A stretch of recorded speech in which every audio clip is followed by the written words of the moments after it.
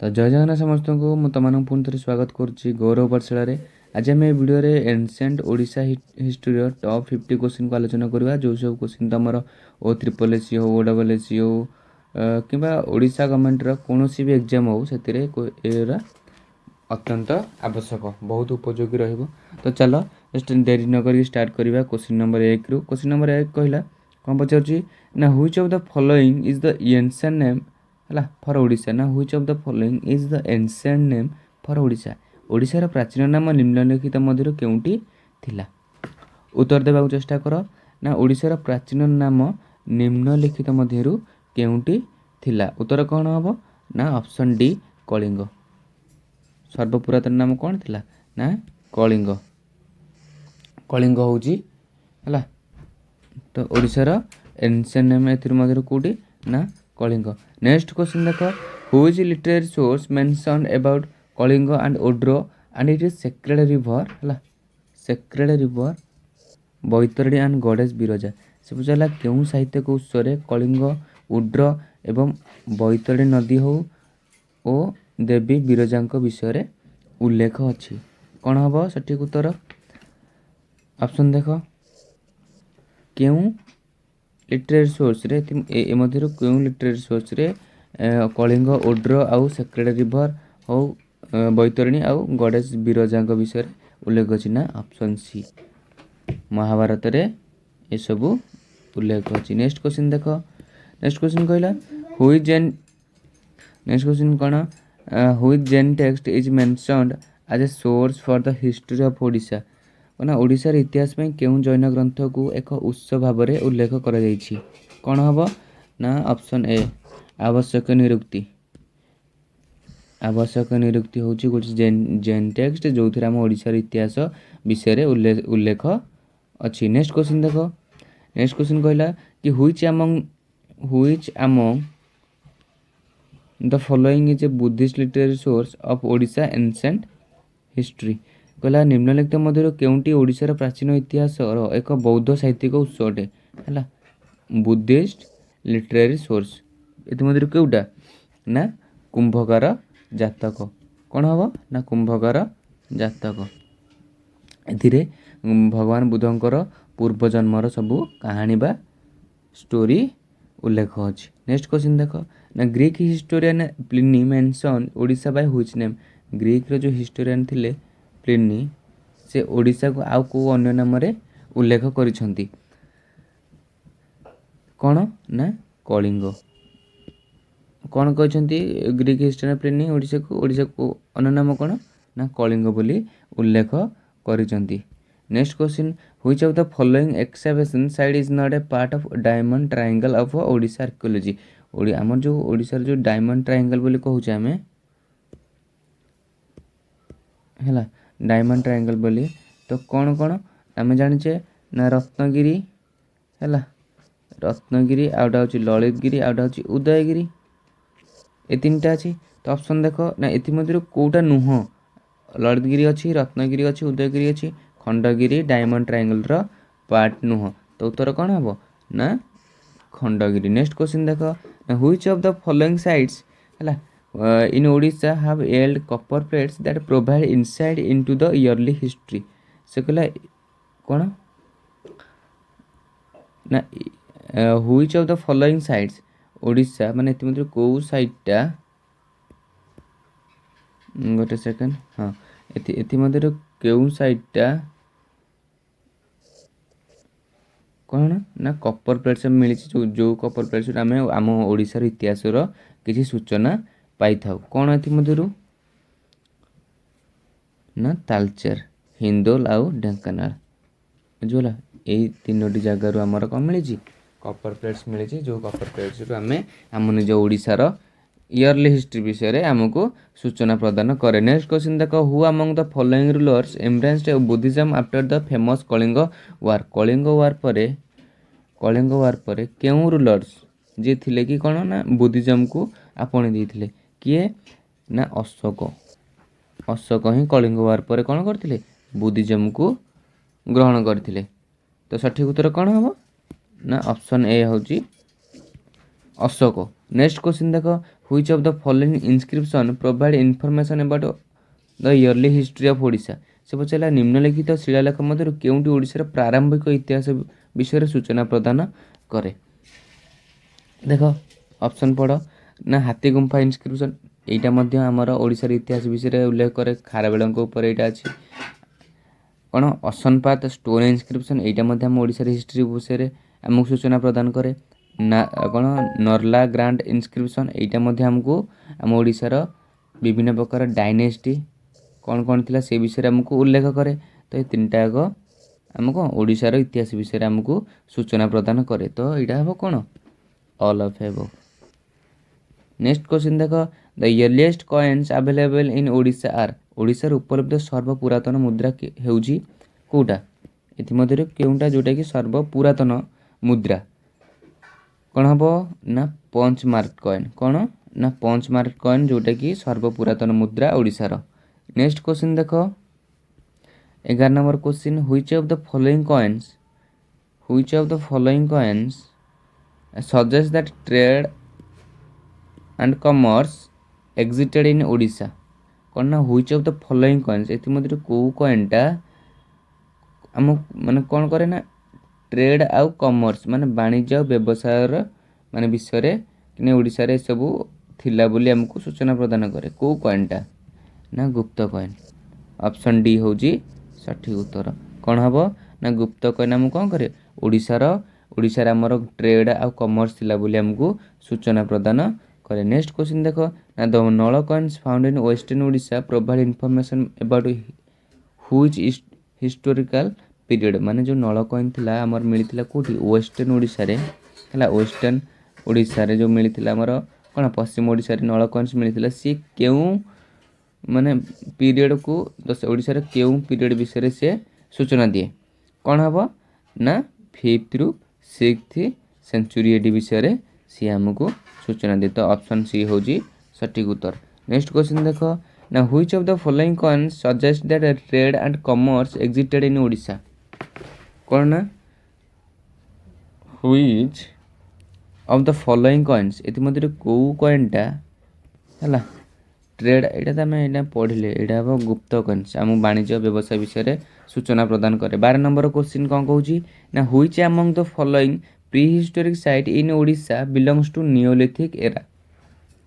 କ'ଣ ନା ନିମ୍ନଲିଖିତ ମଧ୍ୟରୁ କେଉଁ ପ୍ରାଗୈତିହାସିକ ସ୍ଥାନ ଗୁଡ଼ିକ ମଧ୍ୟରୁ କେଉଁଟି ଏକ ନବପ୍ରସ୍ତର ଯୁଗ ମଧ୍ୟ ଅଟେ? କ'ଣ ହେବ 14 ନମ୍ବର କ'ଣ ହେବ? ଅପସନ୍ ଦେଖ ନା ବାରିପଦା ହେଉଛି ସଠିକ୍ ଉତ୍ତର। ନେକ୍ସଟ କ୍ୱେଶ୍ଚିନ୍ 15 ନମ୍ବର ହୁ କନଷ୍ଟ୍ରକ୍ଟେଡ୍ ଦ ପୁରୀ ଜଗନ୍ନାଥ ଟେମ୍ପୁଲ, ଆମର ଯେଉଁ ପୁରୀ ମହାପ୍ରଭୁଙ୍କର ମନ୍ଦିର ଜଗନ୍ନାଥ ମନ୍ଦିର ସେଇଟା କିଏ ନିର୍ମାଣ କରିଥିଲେ? କ'ଣ ହେବ ଆମେ ସମସ୍ତେ ଜାଣିଛେ 15 ନମ୍ବର କ'ଣ ହେବ ନା ଅନନ୍ତ ବର୍ମ ଚୋଡ଼ଗଙ୍ଗ ଦେବ। ଅପସନ୍ ଏ ହେଉଛି ସଠିକ୍ ଉତ୍ତର ହେଲା। ଆମର ଜଗନ୍ନାଥ ମନ୍ଦିର କିଏ ନିର୍ମାଣ କରିଥିଲେ ନା ଅନନ୍ତ ବର୍ମନ ଚୋଡ଼ଗଙ୍ଗ ଦେବ। ନେକ୍ସଟ କ୍ୱେଶ୍ଚିନ୍ ଦେଖ Jagannath temple of Puri was constructed by which dynasty ruler? ସେ ଏଠି ପଚାରିଲା କି କିଏ ନିର୍ମାଣ କରିଥିଲେ, ଏଇ ରାଜାଟା କେଉଁ ବଂଶର ଥିଲେ ସେ ପଚାରିଲେ, ସେ କେଉଁ ବଂଶର ରାଜା ବା ହେଲା କେଉଁ ଡାଇନେଷ୍ଟି ରୁଲର ସିଏ ନିର୍ମାଣ କରିଥିଲେ? କ'ଣ ହେବ ନା ସେ କେଉଁ ବଂଶର ଥିଲେ ନା ଗଙ୍ଗ ବଂଶର ରାଜା ଥିଲେ। କିଏ ନା ଅନନ୍ତ ବର୍ମ ଚୋଡ଼ଗଙ୍ଗ ଦେବ, ଯିଏକି ଗଙ୍ଗ ବଂଶର ଥିଲେ। ସିଏ ହିଁ କ'ଣ କରିଥିଲେ ଆମର କ'ଣ ପ୍ରଭୁ ଜଗନ୍ନାଥଙ୍କର ମନ୍ଦିର ଜଗନ୍ନାଥ ଟେମ୍ପୁଲ ନିର୍ମାଣ କରିଥିଲେ। 17 ନମ୍ବର କ୍ୱେଶ୍ଚିନ୍ ଦେଖ ତ capital of Kalinga according to Jain and Buddhist literary in ancient time was? ସେ ପଚାରିଲା ଜୈନ ଓ ବୁଦ୍ଧ ସାହିତ୍ୟ ଅନୁଯାୟୀ ପ୍ରାଚୀନ କାଳରେ କଳିଙ୍ଗର ରାଜଧାନୀ କ'ଣ ଥିଲା? 17 ନମ୍ବର ଜୈନ ଓ ବୌଦ୍ଧ ସାହିତ୍ୟ ଅନୁଯାୟୀ ମାନେ ଜୈନ ଆଉ ବୁଦ୍ଧିଷ୍ଟ ଲିଟରେଚର ଅନୁସାରେ ଏନସିଏଣ୍ଟ ଟାଇମ୍ କାଳରେ ଯେଉଁ କ୍ୟାପିଟାଲ ଥିଲା କଳିଙ୍ଗର କ'ଣ ଥିଲା ନା ଦନ୍ତପୁର। କ'ଣ ଥିଲା ନା ଦନ୍ତପୁର ଥିଲା ଓଡ଼ିଶାର ବା ଆମ କଳିଙ୍ଗର ରାଜଧାନୀ capital. 18 number who were the rulers of Kalinga before the establishment of Maurya dynasty? ନା who were the rulers of Kalinga before the establishment of, ସେ ପଚାରିଲା ମୌର୍ୟ ଡାଇନେଷ୍ଟିର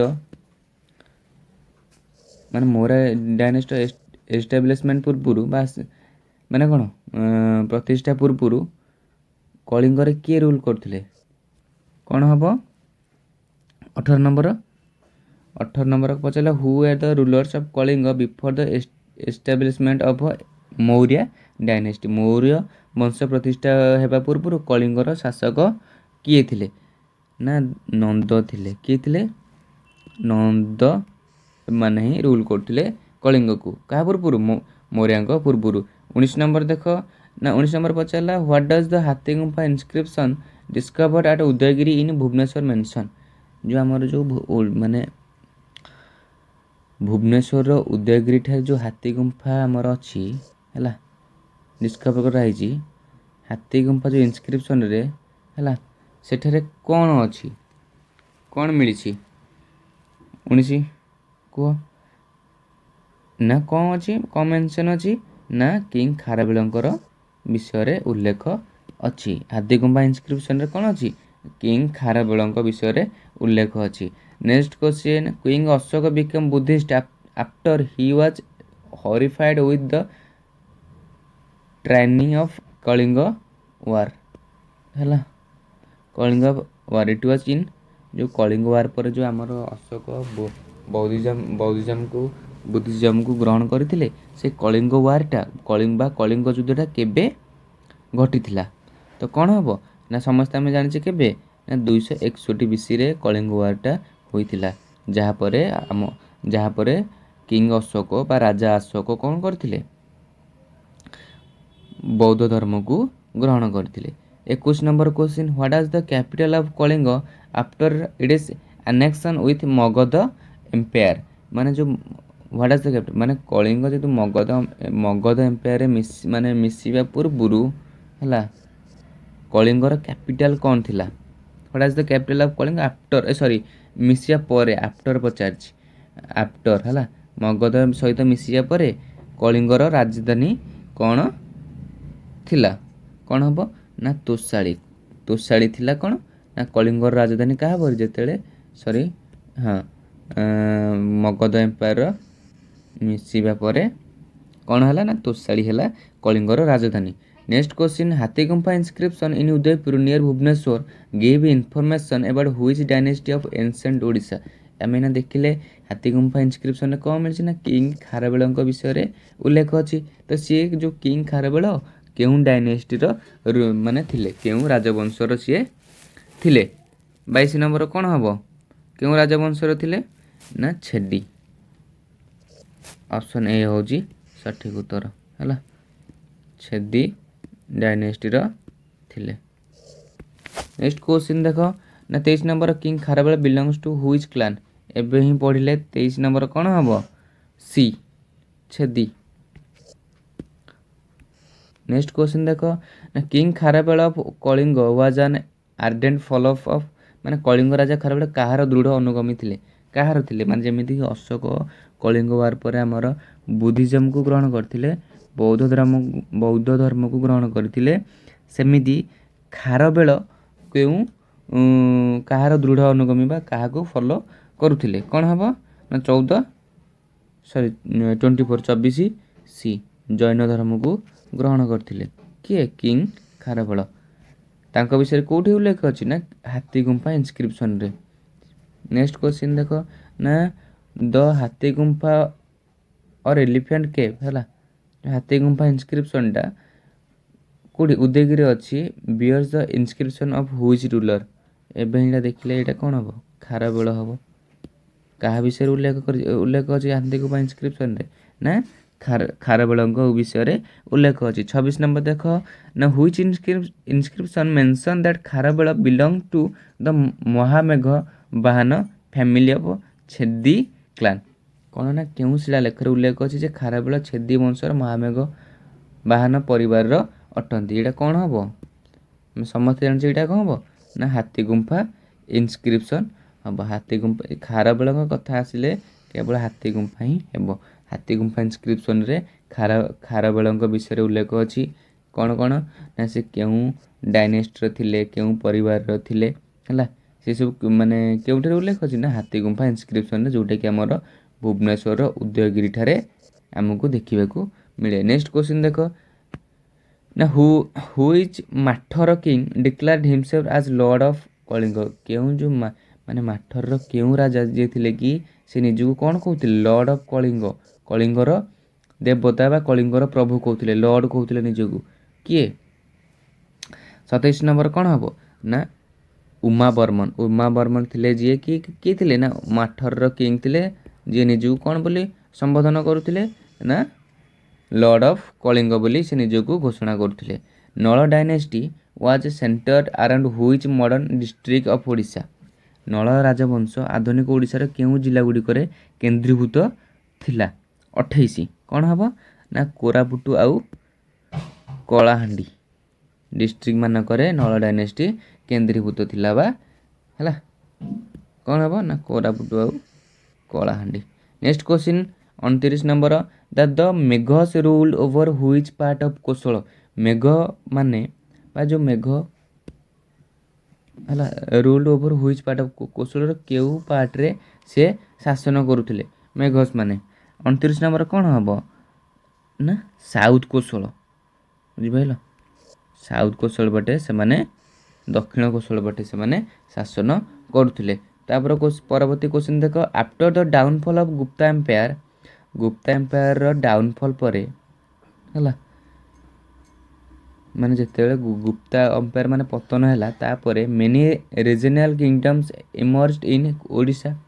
ହେଲା ଓଡ଼ିଶାର ଅନେକ କ'ଣ ଆଞ୍ଚଳିକ ରାଜ୍ୟ ଉତ୍ପନ୍ନ ହେଇଥିଲା।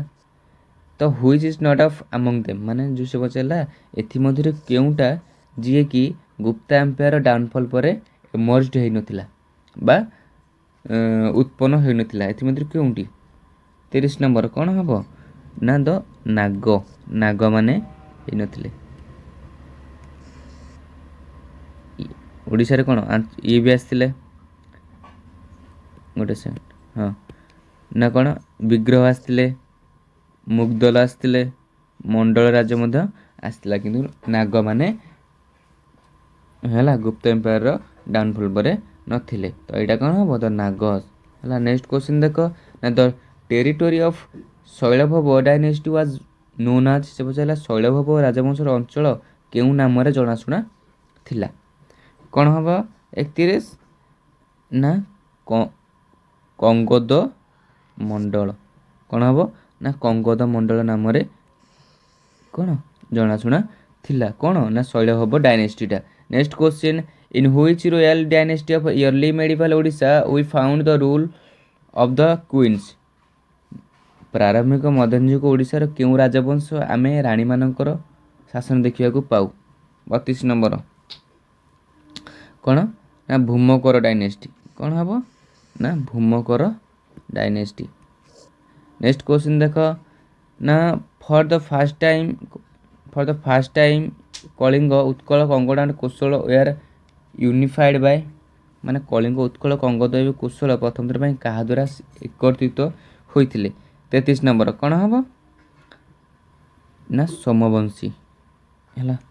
ଯଦି ପଚାରେ କାହା ଦ୍ୱାରା କଳିଙ୍ଗ ଉତ୍କଳ ତାରେ କ'ଣ କଙ୍ଗୋଦ ବା କୋଶଳ କାହା ଦ୍ୱାରା ଏକତ୍ରିତ ହୋଇଥିଲେ ଏକୀକୃତ ହୋଇଥିଲେ ନା ସୋମବଂଶୀ ରାଜବଂଶଙ୍କ ଦ୍ୱାରା ଏକୀକୃତ ବା ୟୁନିଫାଇଡ୍ ହେଇଥିଲେ।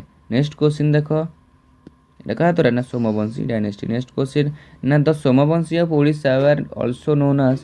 ଯେଉଁ ସୋମବଂଶୀ ଥିଲେ ଓଡ଼ିଶାରେ ସେ ଆଉ କେଉଁ ନାମରେ ଜଣାଶୁଣା? କ'ଣ ହେବ 34 କୁହ ନା ପାଣ୍ଡୁବଂଶୀ।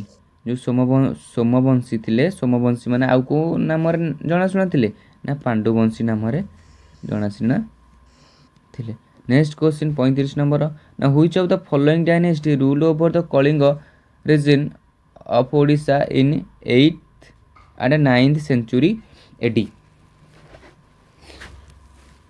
କ'ଣ ପଚାରିଲା ନା ମାନେ ଅଷ୍ଟମ ଏବଂ ନବମ ଶତାବ୍ଦୀରେ ଓଡ଼ିଶାର କଳିଙ୍ଗ ଅଞ୍ଚଳ ଉପରେ ନିମ୍ନଲିଖିତ କେଉଁ ରାଜବଂଶର ଶାସନ କରୁ? କ'ଣ ହେବ ନା ଭୌମକର ହେଲା। କ'ଣ ହେବ ନା ଭୌମକର ଗୋଟେ ସେକେଣ୍ଡ ହଁ କ'ଣ ହେବ ନା ଭୌମକର ହେଲା। କେଉଁ ରାଜବଂଶ ଶାସନ କରିଥିଲେ ନା ଭୌମକର ହେବ ସଠିକ୍ उत्तर। नेक्स्ट क्वेश्चन देख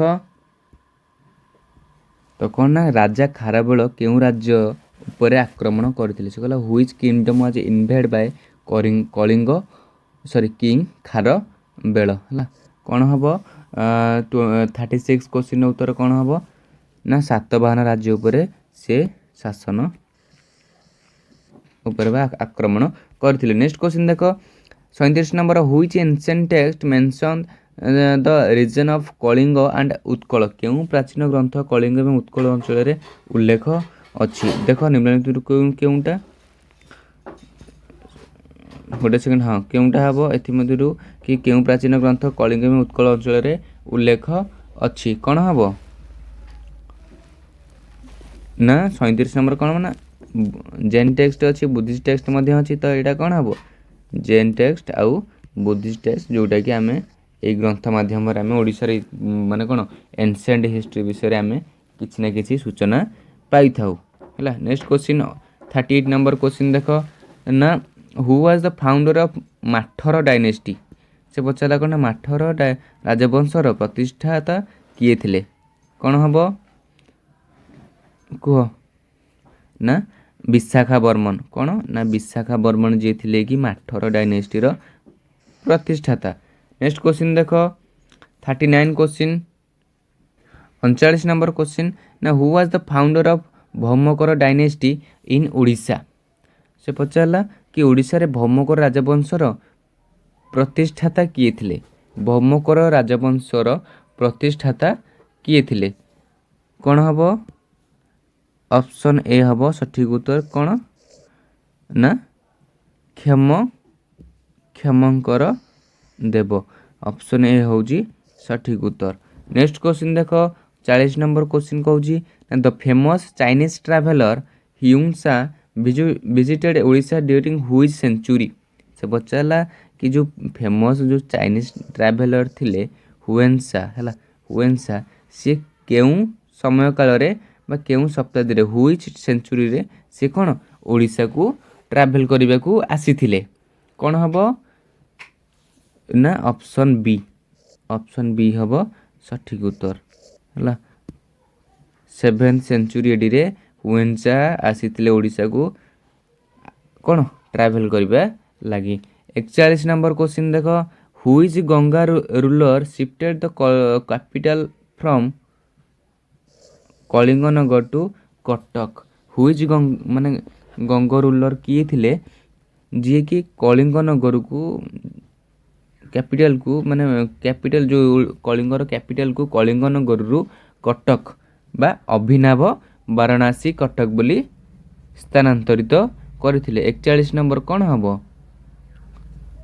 कह ना 41 नंबर हम ऑप्शन बी कौन अनंग भीमदेव त्रिपलाई बा तृतीय अनंग भीमदेव जी कि कौन करथिले ना माने कलिंगर कैपिटल को कलिंगनगर रु कोठा को स्थानांतरित करथिले ना कटक बा अभिनव वाराणसी कटक को स्थानांतरित करथिले। नेक्स्ट क्वेश्चन देख 42 number the Konark sun temple है the Konark sun temple was build by Narasimha Deva I in which century जो से कहला कि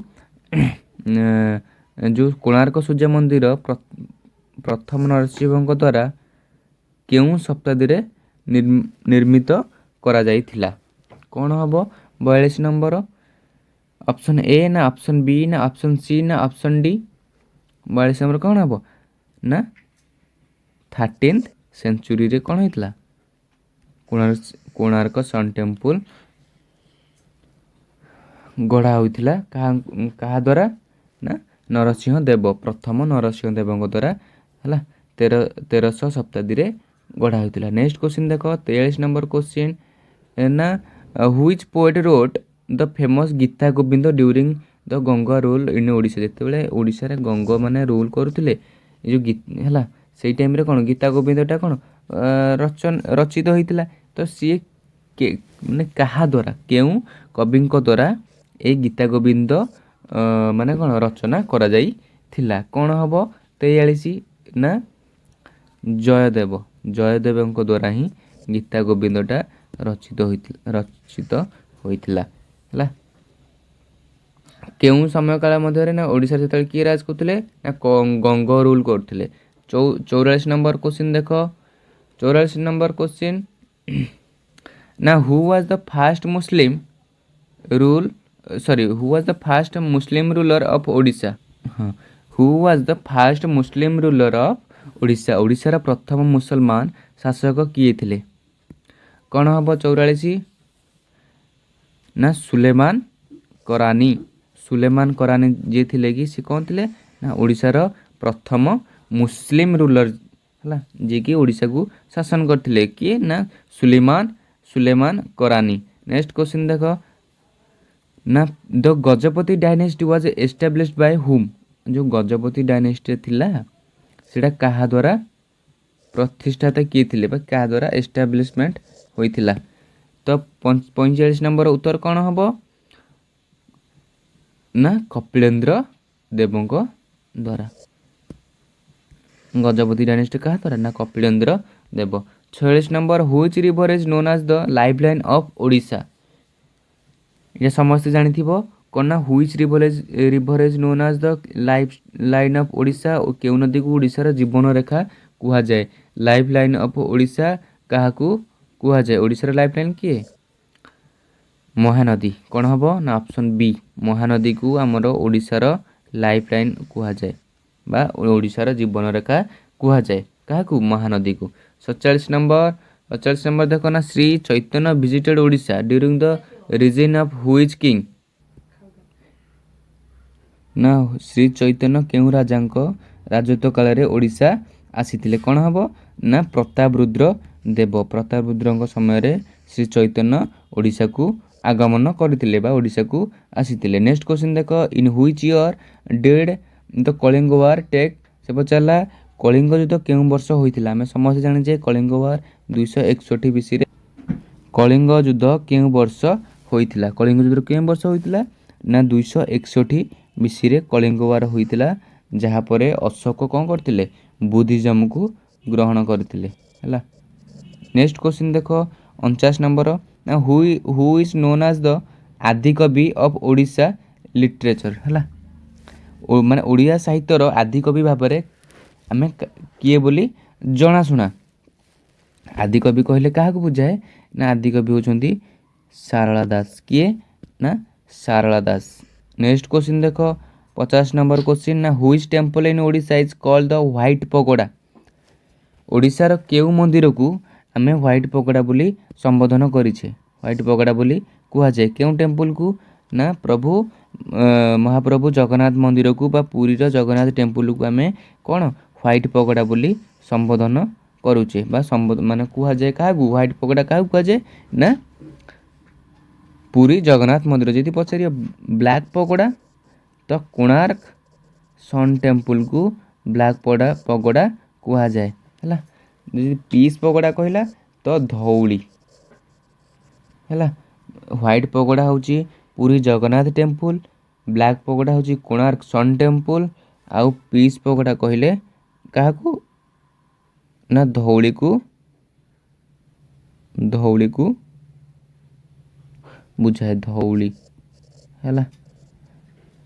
ତ ଇଏ ହେଲା ଆଜିର କମ୍ପ୍ଲିଟ୍ ଅଫ୍ 50 କ୍ୱେଶ୍ଚିନ୍ ଯେଉଁଟାକି ଆମର ସମସ୍ତ ଏକ୍ଜାମ୍କୁ ଆଖି ଆଗରେ ରଖି ବନାଯାଇଥିଲା, ଯେଉଁଟାକି ତୁମର ସବୁ ଏକ୍ଜାମ୍ ପାଇଁ ଉପଯୋଗୀ ରହିବ। ତ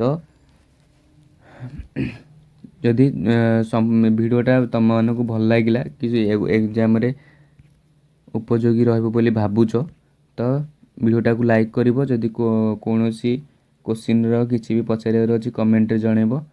ତ ରହୁଛି। ଜୟ ଜଗନ୍ନାଥ।